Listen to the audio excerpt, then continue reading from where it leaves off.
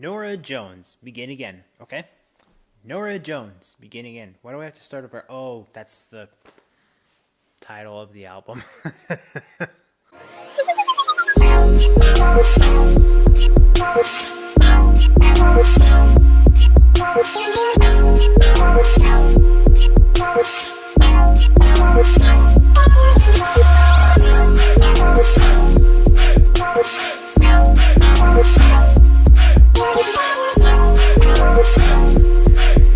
Begin Again is the newest album released by Norah Jones. This woman and musician created what some people might think as very overly basic music that has created some of the most beautiful internal sentiments I've ever experienced in music. She does a fantastic job of conveying something and just putting the right words to the lyrics that convey a message or a sentiment or something that is just going to be what we call a musical experience. So being able to get to this review, I'm a little puzzled to talk about it because this project is only 7 tracks. Now given, I will admit at the beginning I was kind of thinking that might be okay just because there are so many music projects I'm trying to, roll with and move forward at getting to these reviews. But at the end of it all, I was left feeling like not just wanting more, but feeling like I needed more after having listened to this album. Don't get me wrong, there's a lot from it that I took that I enjoyed, but in the end it didn't feel like it was enough. Because I was hoping that I would be able to share this experience with soaring colors going above a lot of other things that I had thought that I would have experienced this year.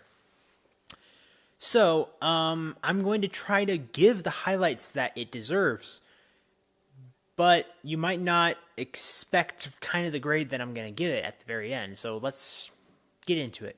My Heart is Full is the first track. It feels like it's trying to sell something.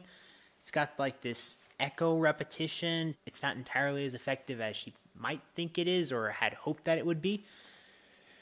I just don't need this in the song. It just feels like it's a selling element that's trying to create mystery. Norah, you are a mystery. You don't have to try and create one. You just are one. So yeah, the beginning and kind of the ending tracks, I don't really have too much to highlight. I thought I was going to start with the beginning being more positive. Here, let's go with this. The song Uh-Oh. Oh, man. Background instrumentation is great. We also have Song with No Name. It's just got a terrific, really terrific collaboration of strings in there. And the one song I will actually put a, highlight in here for is Begin Again.